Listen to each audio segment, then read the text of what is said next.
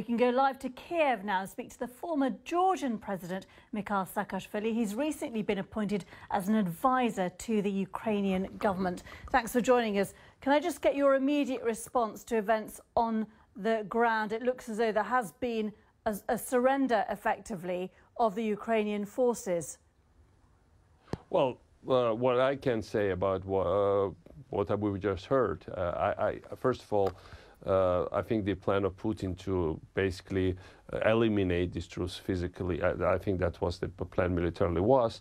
That's not going in Putin's way. However, I strongly disagree with your correspondent when he says that this war is about land, resources, and local places, railway junctions or airports. I think, and it's very clearly seen from Kiev like this, and I think that's very obvious for all of us around Ukraine. This is not land, war about land.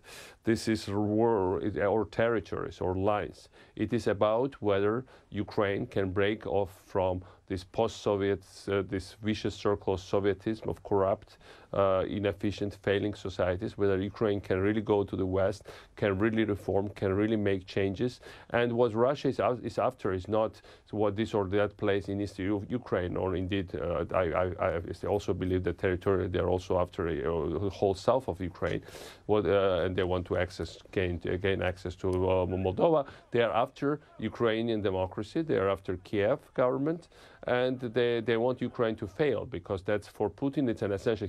There are so many connections from Putin's point of view between Ukrainians and Russians that if Ukraine succeeds, then he will fail dramatically in Russia, and that's the key thing about the whole situation here.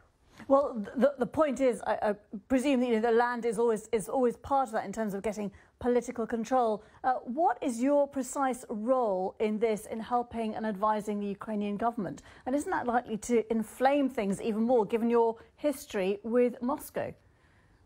Well, I think Ukrainians are independent enough to not to think in those terms. I am here as a chairman of Advisory Council to the President of Ukraine, primarily because Georgia was a successful reform case of getting from very corrupt societies to basically one of the non-corrupt performing societies and economies in the world.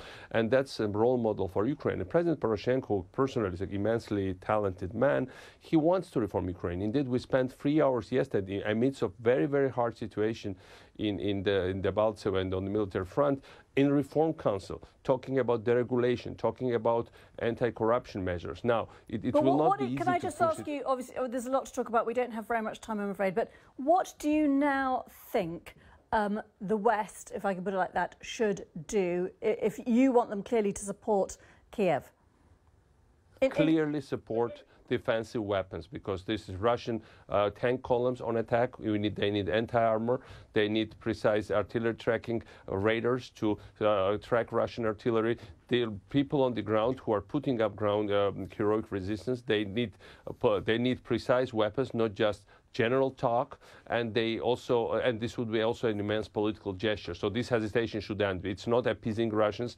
I think it was very clear they would violate. I was part of this discussion here in Kiev when they knew beforehand that Russia would violate the agreement, but they wanted to demonstrate their goodwill in hope that the West also will appreciate that Ukraine is acting in good faith. Hopefully the appreciation from the West will come in form of real help in terms of defensive weapons, training of Ukrainian troops who are in dire need for proper training, because in terms of spirit they're exemplary, but all the rest is certainly lacking here. But it's also the fate of Europe and West at stake here. So it's not only, it goes both ways, and I think there is a common interest. You're effectively there talking about a military escalation. Isn't the solution to this going to have to be diplomatic?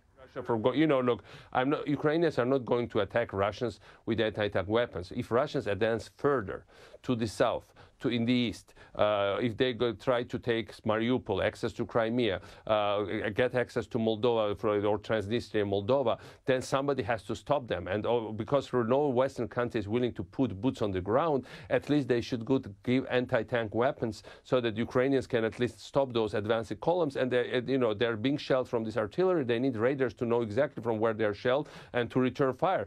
These weapons are not going to be used for attacking on the Russians. No Ukrainian ever contemplated contemplates attack or any kind of provocations against the Russians. The last thing Ukrainians need now, Ukrainians need to fix their economy, to avoid a huge economic meltdown. That is obviously a risk here, and to do real reforms. And that's what every Ukrainian in the state would tell you. They are not after Russia, and certainly they are not. They don't have a good taste for war. That's no doubt about it. Mikheil Saakashvili, former Georgian president, many thanks indeed for joining us there live in Kiev.